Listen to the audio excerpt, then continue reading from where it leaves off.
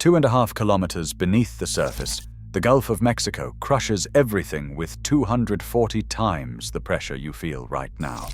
Out here, 30-meter waves and hurricane winds collide with steel, salt, and darkness. No fixed structure survives this chaos. So engineers built what shouldn't be possible: platforms that float, flex, and even rotate with the storm. Shell's Perdido Spar, the world's deepest floating oil platform, rises nearly as tall as the Eiffel Tower, with 90% hidden below the waves. 168 people live and work 320 kilometers from land, betting their lives on the genius design that turned the hostile ocean from enemy to uneasy partner. But how do you outsmart forces that can tear steel apart? That's the story behind these deep-sea giants. Salt water, wind, and pressure shape this world with numbers that defy ordinary experience. At a depth of 2,450 meters, the ocean presses in with 240 atmospheres, enough force to flatten a car on every square inch. Steel and concrete are squeezed as if they were plastic toys. But pressure is only the beginning. Storms sweep the Gulf of Mexico with wind gusts surpassing 250 kilometers per hour, strong enough to rip the roofs from houses and twist metal. The sea itself rises to meet the sky, throwing up waves as tall as a 10-story building, 30 meters from trough to crest, moving with the slow, relentless rhythm of a 12 to 15-second period. In the darkness below, the Gulf's loop current snakes through the deep, dragging anything in its path at nearly 1 meter per second, sometimes faster. Mooring lines and anchors must withstand not just the static pull of the platform, but the unpredictable surges and eddies that add 10 or 15% to every load. The water at these depths hovers just above freezing, 4 to 5 degrees Celsius, accelerating the corrosion of every exposed surface. Every design, every weld, every bolt faces these forces. The ocean offers no forgiveness. To survive here, engineers must measure, predict, and respect each number, because the difference between safe harbor and disaster is written in the language of pressure, wind, wave, and current. Fixed steel platforms once marked the limit of offshore ambition, but their rule ended at 500 meters. Beyond that, the cost and weight of steel soared with every meter. Engineers needed a new approach, one that did not rely on anchoring towers to the seabed.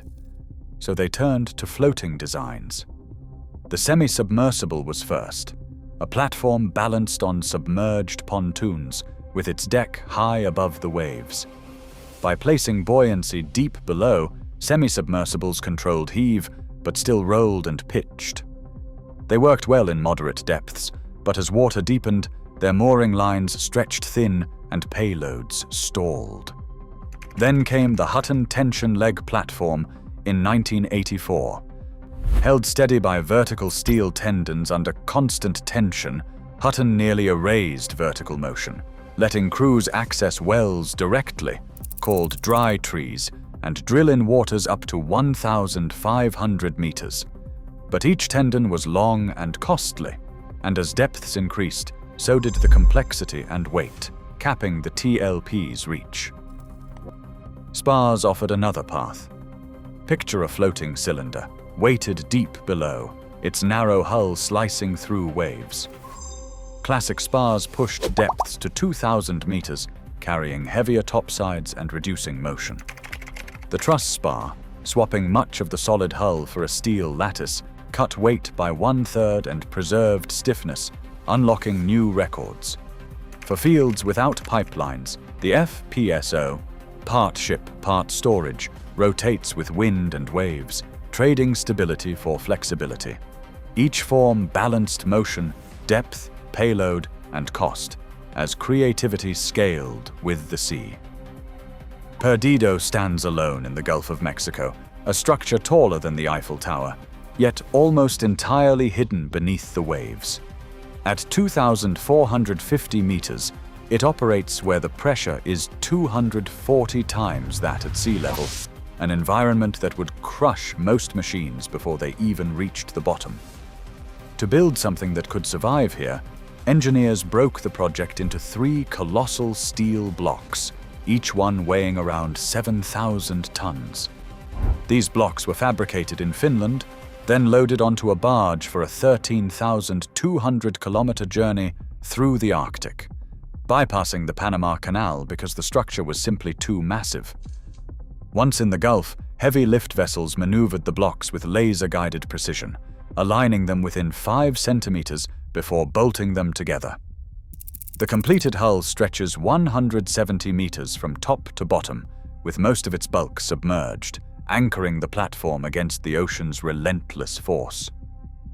Ballast tanks in the lower hull can shift 12,500 tons of seawater to keep the spar upright, even as storms try to tear it loose. 9 mooring lines, each a blend of high-strength polyester and steel chain, fan out from the platform in a pattern nearly a kilometer wide. These lines are anchored to the seabed with suction piles, designed to hold more than 5,000 tons of tension as currents and hurricanes sweep past. Perdido's reach extends to 22 wellheads scattered across the seafloor, connected by a network of risers and pipelines. To overcome the crushing back pressure at this depth, electric subsea pumps remove nearly 2,000 pounds per square inch from the flow, allowing oil and gas to rise from reservoirs that would otherwise remain locked beneath the mud. Each detail, from the modular fabrication to the active mooring and subsea boosting, is a direct answer to the deep's demands, a demonstration that the frontier can be mastered, not by brute force but by learning to move with the ocean itself. At the heart of the modern floating platform lies a mechanism as elegant as it is essential, the turret mooring system. Unlike fixed anchors, the turret is built to yield, not resist.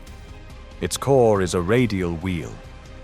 Bearing, an immense steel ring lined with white metal pads that supports more than 4,800 tons of vertical and lateral force. This bearing does not just hold the weight, it allows the entire ship to rotate freely, 360 degrees, so that wind and waves slide past, never striking broadside for long. The hull weather vanes, always presenting its narrowest face to the storm, making survival a matter of geometry. Within the turret, a multipath swivel stack keeps oil, gas, water, and power flowing up from the seabed, even as the platform turns. Each path runs through a sealed, rotating joint engineered to maintain a precise oil film, 1/10 of a millimeter thick, between moving steel surfaces. Hydraulic systems monitor and adjust pressure, keeping the bearing cool and the load evenly spread across every pad, even when the sea tries to twist the platform off its moorings. The Schiehallion FPSO in the North Atlantic has proven this design in battle. During Hurricane Ike, wind gusts reached 240 kilometers per hour and waves nearly 30 meters high. The turret endured peak loads above 4,800 tons, yet bearing temperatures stayed within limits and post-storm inspections found less than 2% wear. Stones, in the Gulf of Mexico, takes the idea further. Here, the SOFEC disconnectable turret can release the hull in under 8 minutes. When a hurricane approaches, hydraulic latches retract, the ship pulls away under its own power, and the turret, still anchored, waits for calm seas. Reconnection, guided by lasers and hydraulics, takes less than 18 hours. This is not just a feat of mechanical engineering. It is a philosophy. Let the ocean have its way, and design the machine to endure by moving with it. The turret is the fulcrum of this strategy, the silent axis on which the survival of the entire platform turns. Life 320 kilometers offshore unfolds in cycles of 2 weeks on, 2 weeks off. 168 people form a temporary community, living and working above 1,000 meters of open water. Their routines are shaped by the relentless demand for vigilance, 12-hour shifts, day and night, in an environment where mistakes can be catastrophic. Fatigue is managed with strict schedules and enforced rest periods, but the strain of isolation persists. Quarters are built to withstand explosions and fires, shielding the crew from both the elements and the risks within.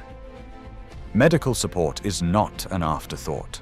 A dedicated infirmary staffed around the clock stands ready for emergencies. In the event of serious injury or illness, a helicopter can reach the platform in under 30 minutes. But distance and weather can turn that window into an eternity.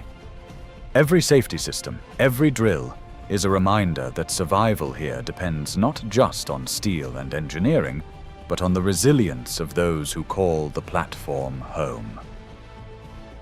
In 2025, a well-off Angola reached 3,628 meters, nearly a kilometer deeper than Perdido. At these depths, anchor systems rely on custom suction piles and polymer-coated steel tendons, pushing the limits of what even high-grade duplex stainless steel can withstand. The legacy of deep-sea oil engineering now shapes a new frontier: floating wind. The same truss spar lattice that holds up a 50,000-ton platform can be scaled for a 12-megawatt wind turbine, its narrow hull slicing through waves while a turret-inspired cable swivel lets the nacelle yaw freely, no matter how the wind turns. Additive manufacturing, three-dimensional printing, now produces bearing housings with internal cooling, cutting weight and boosting reliability under the relentless load cycles of both oil and wind. As regulatory bodies draft new standards for installations beyond 3,000 meters, every lesson from oil, every innovation in steel, mooring, and bearing design becomes a building block for the next generation of offshore energy, where the genius of survival in hostile seas powers a cleaner future. Right now, 2,450 meters below the Gulf, steel giants ride out 30-meter waves because engineers chose to float, not fight the ocean's power. As wind and wave energy push deeper, these same turret-borne innovations steer our next frontier. The sea remains untamed, but never unconquered. Drop your thoughts below.